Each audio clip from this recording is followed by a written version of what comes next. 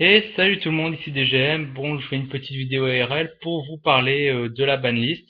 Même si elle n'est pas encore confirmée en TCG vis-à-vis des rumeurs, mais plutôt du genre presque sûr qu'il y aurait des changements sur le TCG, notamment concernant les decks comme Firefist qui voit déjà Coq limité alors qu'il vient d'arriver chez nous, ou d'autres voyant Mermaid moins touché, les Dragon Roller moins touchés, enfin on verra, c'est surtout par rapport à l'OCG, comme il y aura les changements de règles qui vont arriver, on risque d'avoir des petits changements vis-à-vis de cela, et donc tout ce que je vais dire dans cette vidéo peut être complètement faux juste derrière. Cependant, je pense qu'il est quand même temps d'en parler un peu, étant donné qu'elle est sortie depuis quelques jours et que cette banlist nous apporte un format vraiment très diversifié, un format que je vais apprécier, je pense. Loin des loops no brain qu'on a eu ou des decks complètement abusés qu'on a eu ces derniers temps, mais c'est la tendance chez Konami. Avant les championnats du monde, championnats d'Europe, etc., on nous met des decks craqués comme ça, on investit dedans, et pas qu'un peu, à vrai dire. Donc voilà.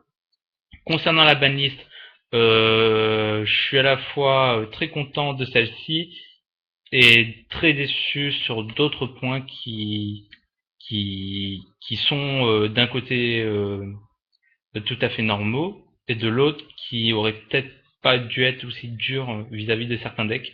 Je pense en particulier au deck Dragon Roller, où il aurait peut-être suffi de bannir Super Rajeunissement et de mettre les petits dragons à 1, voire même de juste bannir Super Rajeunissement, parce que vous n'allez pas vous amuser, si vous n'avez pas Super Rajeunissement, à balancer tous vos dragons au cimetière, juste pour faire un Dracosac, sachant que ça se gère très facilement.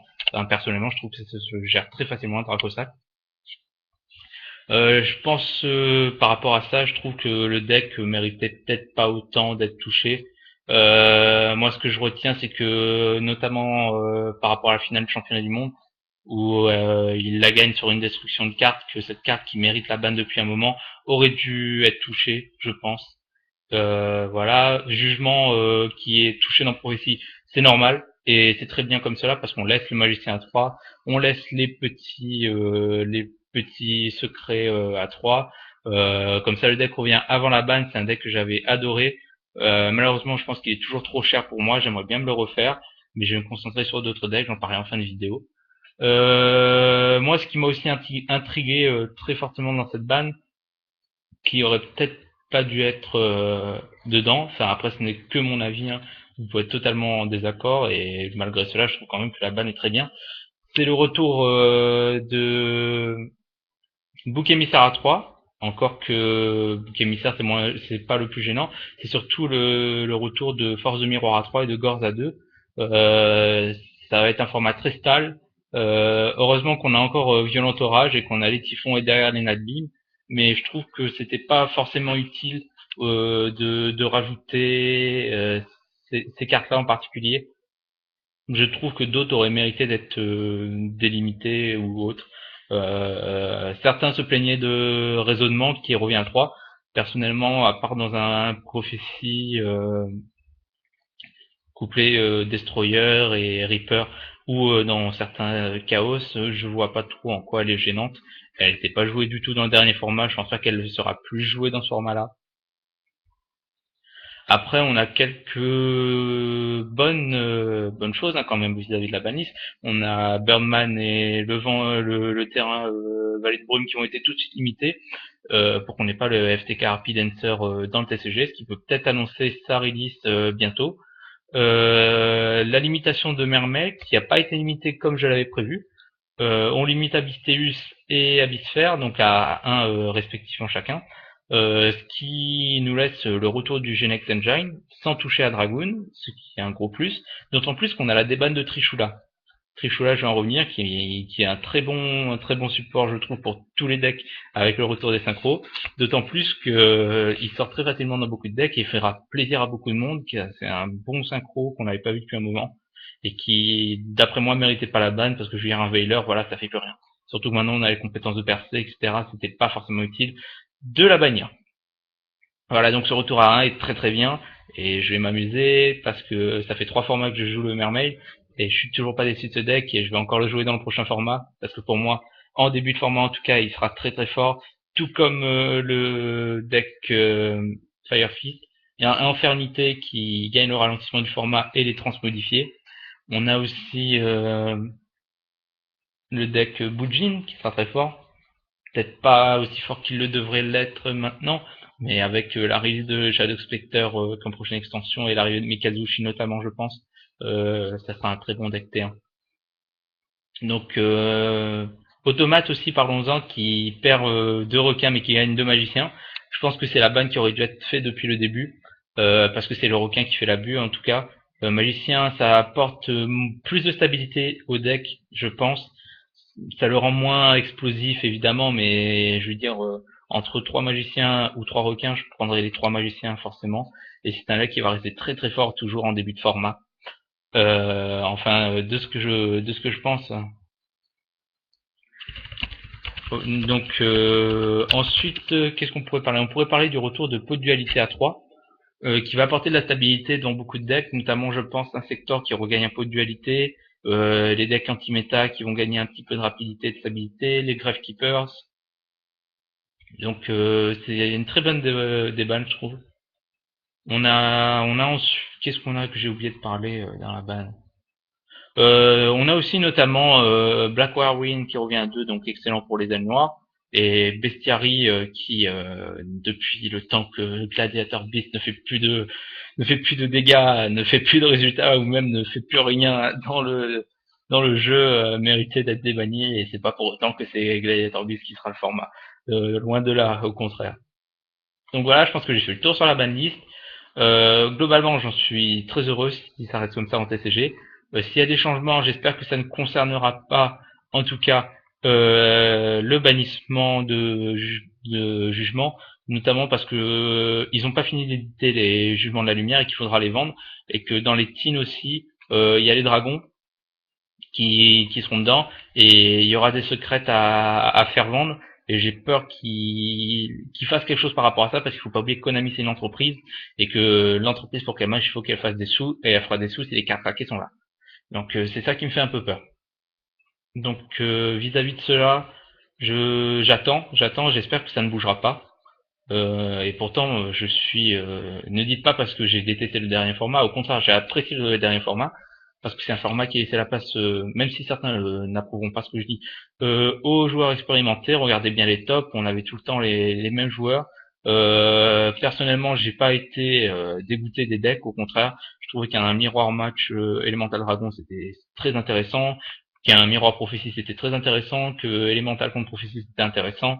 Moi-même, en jouant Mermaid, je me suis pas retrouvé sur le carreau, au contraire, je devais faire face à Evil Storm, je devais faire face à Dragon, à Prophétie, et ça m'a pas posé de problème. J'ai jamais eu mon Mermaid complet, à vrai dire. La seule fois où je jouais pratiquement complet, il me manquait un Dragosac, un Big Eye dans l'extra, qui aurait changé beaucoup de choses. Et pourtant, je n'ai pas été lésé du tout vis-à-vis des autres decks. Au contraire, je trouve que ça fait réfléchir, ça bouge le format. Donc franchement, j'ai pas été déçu des derniers formats. Et moi-même, je voulais me faire dragon, j'avais déjà investi dedans, j'avais déjà un Dragosac qui était arrivé, 2 mètres des lames et tout, donc ne dites pas que je dis ça parce que je veux encore jouer Dragon Roller, j'aimerais bien encore le jouer, sans le rajeunissement par contre. Évidemment, il faut qu'il soit touché. C'est pas pour rien non plus que je vais essayer de continuer sur une version plante, hein, parce que je trouve que ça se splash très bien, etc. Donc vis-à-vis de cela, je vais voir ce qu'il en sera, et on avisera. Donc maintenant qu'on a parlé de la banne et de la possibilité d'avoir une banne TCG, je vais parler un petit peu de ce que pourrait être le prochain format, qui, d'après moi, en début de format sera très intéressant parce que je vois pas trop qui est-ce qui pourrait s'imposer vis-à-vis des autres. On a tout de suite en tête Fire Fist niveau 3 parce qu'il faut pas se mentir, avec un chicken ça suffit largement. J'ai quelqu'un à mon DC qui avait testé une version très très sympa qui m'avait beaucoup surprise, avec des dragons des ruines dedans, avec Hirondelle, et moi qui jouais Mermaid, je pouvais pratiquement plus rien faire une fois qu'il sortait Hirondelle. C'était franchement très intéressant. On a Mermaid, donc niveau 7 et Genex Engine, parce que je pense qu'il faut remettre le Genex Engine parce qu'on perd notamment 2 sphères qui sont très très importantes pour le deck. On perd 2 Teus qui allaient chercher beaucoup, qui nous permettait d'abuser de l'effet Goon. Donc moi, ce que je vais faire, c'est simple. Je rajoute mon Genex Engine, je joue qu'une seule trap, donc ce sera Abyssphère, à la seule sphère. Je vais peut-être passer à Bisqual, mais je le trouve plus aussi intéressant. Je vais jouer toujours 3 mégalos, une lead, un Teus, les 3 Tidal, en rajoutant le Genex, ça marche très bien. J'enlève une Lind et une Goon parce que Lind, on n'a plus qu'une seule sphère et Goon, il n'y a plus autant de cibles. Enfin bon, je suis en test, mais pour moi, ce sera l'un des decks du format, peut-être le T1 aussi. À mon avis, il fera partie du T1 avec Firefist. On a Hero qui gagne un pot de dualité, qui gagne notamment un E, et je trouve que c'est toujours un deck très polyvalent. J'ai jamais aimé jouer Hero, hein, mais je ne me fais pas d'illusions, c'est un deck très très fort, surtout qu'il a un très bon match-up contre Firefist, il a un très bon match-up contre Mermaid, notamment avec les super polymérisations. C'est un deck qui va faire du résultat. On a Infernité qui arrive avec Transmodify et notamment le ralentissement du format.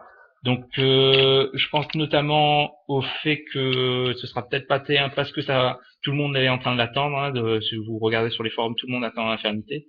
Et on remarque notamment qu'il prend très cher derrière au side, que ce soit sur les virus, parce qu'il faut pas oublier qu'on a toujours le virus épidémique d'éradication qui est là. Et moi, dans Mermaid, avec un seul biga, je veux dire, si je le pose tour 1, c'est fini, quoi. Je veux dire, je fais magie contre le deck, c'est fini, quoi. Et il prend très cher au side derrière, donc c'est pas un souci. Qu'est-ce qu'on a d'autre? On a tous les decks très polyvalents ou très forts, mais qui manquaient de rapidité vis-à-vis du format. Je pense notamment au Magidoge, qui avait quand même fait top 32. Je pense au Dragunité, qui avait fait pas mal de top avant l'arrivée, pendant les Dragon Rollers aussi, j'en avais vu. Certains, plus en OCG surtout. Je pense aux Harpies qui peuvent faire du résultat. Je pense à Wind Up qui continuera toujours à faire du résultat. Un secteur qui gagne Modify et qui gagne les pots de dualité. Je veux dire, il y en a tellement qui gagnent en puissance. On a Jean qui gagne un deuxième Gorz et qui, avec Transmodify, fait de très bonnes sorties. On a Chaos Dragon qui gagne le ralentissement du format, plus encore un Gorz, même si, je veux dire, ce sera jamais aussi fort qu'avant. Il y en a beaucoup qui disent que Chaos Dragon, je dis des bêtises, mais moi je trouve que c'est quand même très fort encore. On a beaucoup de decks comme ça, et j'en oublie sûrement hein, qui vont intervenir. On a les gadgets, on a beaucoup de decks comme cela.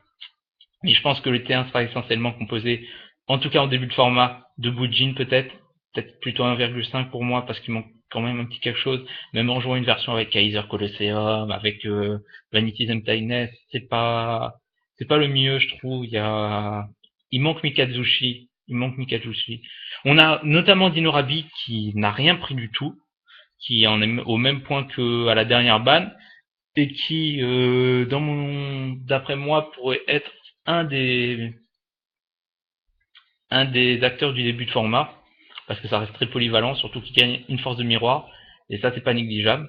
Donc moi je me suis pris une petite base Inorabit avec quelqu'un sur YouTube. D'ailleurs je t'ai toujours pas envoyé la base Insector parce que ma poste est en grève, donc je préfère éviter les petits soucis, voilà où on a perdu la lettre et tout, etc. Donc t'inquiète pas, je n'oublie pas de te l'envoyer, j'attends juste que la poste soit plus en grève, c'est tout. On a notamment beaucoup d'incertitudes vis-à-vis de Shadow Spectre. Là, je parle du méta à venir post-pré-Shadow Spectre. Parce qu'après Shadow Spectre, on aura les vampires, je sais pas ce que ça peut donner dans ce format. On aura les Ghostry qui sont très forts. Et surtout, on a eu l'annonce de T-Ward sur le fait qu'il y aurait des Noble Knights. Et on sait que c'est l'archétype préféré de T-Ward. Donc moi, j'ai peur qu'on retrouve un gros deck craqué avant même que les championnats arrivent. Donc je sais pas, personnellement, j'aime très bien le Noble Knight comme il est actuellement. J'ai pas envie qu'il soit trop craqué. Et si par hasard ils font quelque chose avec, bah, moi je suis toujours en train de me chercher les cartes. J'aimerais parler aussi d'un petit deck comme ça, Mecha Phantom Beast. Ça peut faire du résultat. Hein. Je ne cache pas mon profond amour pour ces petites machines, mais ça peut faire du résultat, mais pas T1 malheureusement. Mais je vous conseille d'aller faire un tour sur ce que ça peut proposer comme possibilité, notamment avec la release de Gustav Max, Dragosac qui va baisser, Big Eye aussi qui sera limité à 1. Là, pour vous dire, avec un ami, j'ai pris une bonne base d'extra deck de son Dragon Roller, tout simplement parce que j'en avais besoin pour mon Mecha Phantom Beast, donc je récupère un Big Eye notamment que j'utiliserai pour Mermaid. Je récupère un deuxième Dracosac, donc j'en aurais pas besoin de plus. Je récupère de l'extra, enfin c'est très utile pour moi. J'aimerais récupérer aussi son dragon des ruines ici avec le temps vert. Je vais parler aussi de Fire King. J'ai un gros problème avec ce deck. Je sais pas du tout ce qu'il pourrait donner dans le format parce que je le voyais très très fort avant. Je me suis trompé dessus. Mais maintenant qu'on a Wolfbark et Yaksha en TCG, je sais pas ce que ça peut donner. J'aimerais bien me le faire, mais j'ai envie d'investir. Mais ce sera pas là-dedans, ce sera plutôt dans Bujin. Malheureusement, Wolfbark est trop cher et vu que je veux déjà me faire Bujin depuis un moment, je joue depuis qu'il est sorti. Enfin, ça c'est mon habitude de vouloir jouer les decks que je joue depuis leur sortie au CG. Par exemple, je sais très bien quand Shadow Spectre sortira, la première chose que je vais faire, si Noble Knight est trop cher, c'est que je vais me tourner tout de suite vers les Ghost Trick et les vampires que je joue depuis qu'ils sont release en OCG. Hein. C'est pas, je vais jamais cacher. À mon décès, j'ai toujours joué les archétypes qui sont sortis en OCG pour avoir de l'avance et pour surtout savoir à quoi m'attendre. Ensuite, qu'est-ce qu'on pourrait dire? Voilà, je pense que c'est tout. Je vous prépare une petite vidéo là, justement sur Ghost Trick, avec le fonctionnement du deck et une petite decklist. Je vous prépare aussi sur du Bujin, parce que j'aimerais faire connaître le deck, sur du Mecha Phantom Beast, qui malgré tout, je vais attendre la fin du format, parce que là j'ai du mal encore contre Dragon Roller, faut pas se mentir. Voilà, ensuite, forcément, vous avez compris vis-à-vis de ce que je vous ai dit, ce que je recherche, c'est des Noble Knights. Donc, moi, je gère juste 3 Dristan et 3 Merdreau, donc les 6 secrets. Voilà. Je cherche du Mecha Phantom Beast, donc il me manque juste les ultras de GOTL, pardon. Donc, c'est-à-dire 2 Blue Impala et 2 Aerogwen. Il me manque un Star Eater, ça je m'en fous de la rater, j'en veux juste un. Et si vous avez un prophétie que vous vendez pas trop cher, moi je suis prêt à vous le prendre parce que j'adore ce deck. Surtout qu'avec Wurm, je suis sûr qu'il y a un truc à faire. Donc si vous vendez votre prophétie, moi je suis preneur. Bujin, je cherche tout parce que pour l'instant je me suis pas là actuellement dans le format, j'ai rien investi. Depuis un mois j'ai rien investi. J'ai juste pris des maîtres des lames, c'est tout. Après, qu'est-ce que je cherche? Après, proposez-moi tout ce que vous voulez. Des gru-gru, je cherche des 3 gru-gru, c'est des communes. Alors, exagérez pas, même si c'est fort. Je vais pas vous la prendre à 5 € la gru-gru. Je cherche un dragon des ruines en ulti, parce que normalement, Oniwa Skara doit m'en envoyer un, mais j'ai toujours pas de nouvelles. Donc là, ça commence à m'inquiéter. Je lui ai déjà envoyé les cartes, il a bien reçu. Pour preuve, il a m'a même envoyé un message précisant que c'était sympa que les cartes étaient en anglaise, parce que je préfère les cartes en anglais. Un petit appel à lui s'il regarde la vidéo. Voilà, j'aimerais savoir où est-ce que ça en est, si t'as déjà envoyé, si voilà. Après, qu'est-ce que je cherche? Enfin, de tout, voilà, proposer. Mais essentiellement, pour moi, ce sera du Prophecy, du Mecha Phantom Beast, du du Fire King. Donc en Fire King, il me faut juste 2 Yaksha et en plus de 2 Yaksha, les 3 Wolfberg. Mais ça, j'y crois pas trop. Voilà, je vous ferai une petite vidéo de Threadbinder, j'ai pas grand chose, moi je préfère toujours acheter mes cartes plutôt que de les prendre à l'échange. Donc voilà, j'ai des petites bases, je vous ferai aussi dans la vidéo. Voilà. Sur ce, je vous laisse et salut tout le monde.